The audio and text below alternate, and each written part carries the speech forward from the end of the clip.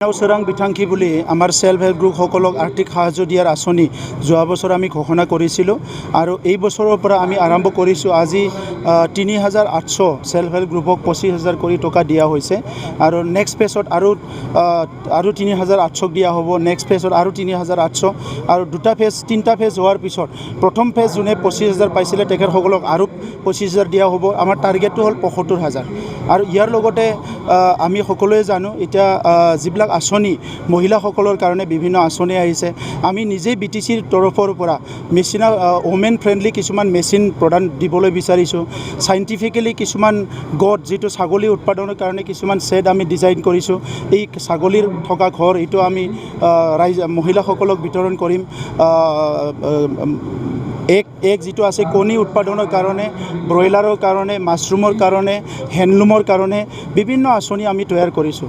ইতিমধ্যে বড়োলেণ্ডত 40টা সমষ্টিত 40টা আমাৰ যিটো ক্লাষ্টাৰ যিটো হেণ্ডলুম ক্লাষ্টাৰ বনোৱা হ'ল। এটা 300জন আছে, সেই ক্লাষ্টাৰটো বনোৱা হৈছে। লাখপতি মহিলা বুলি এটা আঁচনি যিটো আমি আৰম্ভ কৰিছোঁ, এইটো ভাৰতৰ বিভিন্ন প্ৰান্তত আৰম্ভ হৈছে আৰু আমাৰ ইয়াতো আমি আৰম্ভ কৰিছোঁ। তাত মহিলাসকলে ইণ্ডিভিজুৱেল লেভেলতো কিবা কাম কৰি পেলাই তেখেতৰ উপাৰ্জনটো যাতে ওপৰত নিব পাৰোঁ, ইয়াৰ কাৰণে লাখপতি মহিলা এইটো আমি ডিজাইন কৰিছোঁ। অহা 15 আগষ্টৰ দিনা আমি CRC সকলক কিবা এটা ছাপোৰ্ট কৰিব বিচাৰিছোঁ যাতে গুণগত শিক্ষাৰ কাৰণে আগবাঢ়ি যাব পাৰে। আৰু 2 অক্টোবৰৰ দিনা আমাৰ যিমানখিনি VCDC আছে এই প্ৰত্যেকটো VCDCত আমি এজনকৈ গ্ৰেজুৱেট ছোৱালী এপইণ্টমেণ্ট দিব বিচাৰিছোঁ যাতে ডিজিটাইজেশ্যনৰ কামটো আৰম্ভ কৰিব পাৰে, বিভিন্ন ডিজিটেল এডুকেশ্যনটো দিব পাৰে। ইয়াৰ কাৰণে আমি আৰম্ভ কৰিবলৈ লৈছোঁ অহা 2 অক্টোবৰৰ পৰা। ইয়াৰ লগে লগে আৰু বিভিন্ন আঁচনি আমাৰ আছে শিক্ষাৰ ক্ষেত্ৰত। আপোনালোকে দেখিছে Super 50টো আমাৰ বহুত দুখীয়া ছাত্ৰ ছাত্ৰীক বহুত সহায় কৰিবলৈ পাৰিছে Super 50ত। আৰু ইয়াৰ বাদেও যিখিনি আছে আমাৰ এতিয়া স্পৰ্টছৰ ক্ষেত্ৰত আমি বহুতখিনি কাম হাতত লৈছোঁ। চেৰিকালচাৰ মিছন, হেণ্ডলুম মিছন তেনেকুৱা কৰি পেলাই স্কুল এডাপশ্যন প্ৰগ্ৰাম, বহুতখিনি প্ৰগ্ৰাম আমি BTCত হাতত লৈছোঁ। আৰু এই বছৰৰ ৰিজাল্ট বহুত ভাল।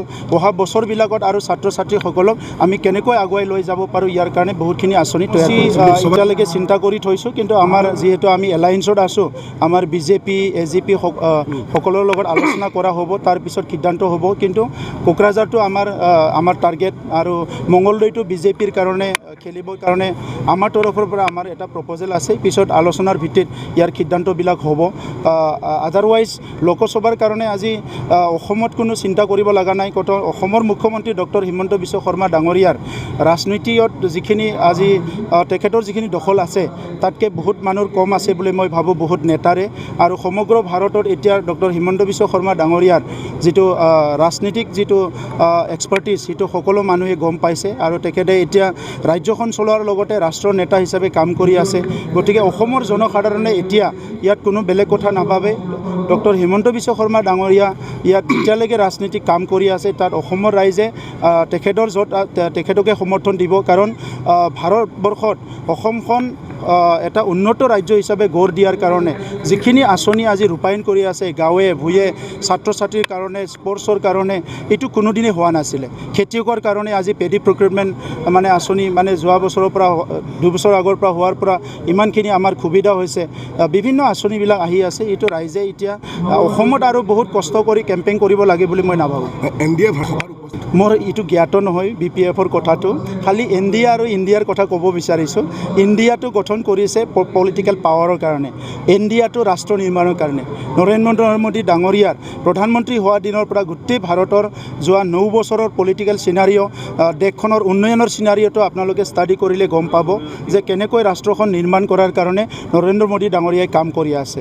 ৰাহুল গান্ধী আৰু তেখেতসকলৰ যিটো টীম আছে সেইটো পাৱাৰৰ কাৰণে কাম কৰি আছে। পাৱাৰ লাগে, তেখেতসকলৰ ওৱান এণ্ড অনলি টাৰ্গেটটোৱে হ'ল পাৱাৰ। গতিকে যিসকলে পাৱাৰ বিচাৰি কৰিছে তাক ৰাইজে কোনো সমৰ্থন নিদিব। যিসকলে দেশ নিৰ্মাণ কৰাৰ কাৰণে, ৰাষ্ট্ৰ নিৰ্মাণ কৰাৰ কাৰণে কাম কৰি আছে তেখেতসকলক ৰাইজে সদায় ছাপোৰ্ট কৰিব। মুখ্যমন্ত্ৰী হিমন্ত শৰ্মাই টুইটাৰৰ পৰা ইণ্ডিয়া গুচাই ভাৰত কৰিছে, আপুনি কি কৰিব? সেইটোতো হয়েই। তেখেতে ইণ্ডিয়াটো কিয় আনিব লাগে? ভাৰতহে হয়, আমাৰ দেশখন ভাৰত, অৰ্গেনিকেলি ভাৰত। চ' আমি ভাৰতটো যদি আমি তেনেকুৱা নতুন ৰং সজাই দিওঁ এইটোতো ভাল নহ'ব। মাৰ্কেটিংটো বাহিৰৰ কাৰণে কৰিব বিচাৰিছে তেখেতসকলে, দেশৰ মানুহৰ কাৰণে চিন্তা কৰক। প্ৰমোদ বড়োৰ কনচেপ্টটো কি ইণ্ডিয়া? চাওক ইণ্ডিয়া বুলি যিটো কনচেপ্ট তেখেতসকলে কৈছে তাত সেইটো বহুত ডিপনেছ আছে বুলি মই নাভাবোঁ।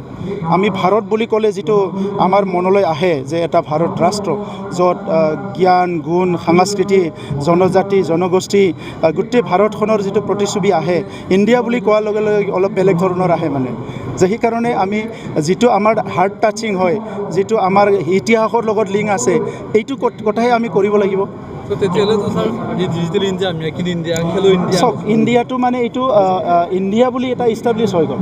ব্ৰিটিছ আহিল, ইণ্ডিয়া বুলি ক'লে ইণ্ডিয়া বুলি ইষ্টাব্লিছ হৈ গ'ল। কিছুমান কাম বেলেগক বুজাবৰ কাৰণে কৰিব লাগিব, কিছুমান কাম নিজৰ কাৰণে কৰিব লাগিব। এতিয়া আপুনি ৰাজনীতিটো বেলেগক বুজাব কৰিব নে নিজৰ কাৰণে কৰিব? ডিজিটেল ইণ্ডিয়াত আমাৰ ফৰেন ইনভেষ্ট লাগিব, ফৰেনৰ মানুহবিলাক আহি পেলাই জড়িত হ'ব লাগিব, কাম কৰিব লাগিব গোটেই বস্তুৰ কাৰণে। যিটো মাৰ্কেটিং কৰিবৰ কাৰণে আপুনি ৱাৰ্ডটো ইউজ কৰিব লাগিব, কিন্তু ৰাজনীতি কৰাৰ কাৰণে আপুনিতো মাৰ্কেটিঙৰ দৰকাৰ নাই। চ' আপুনি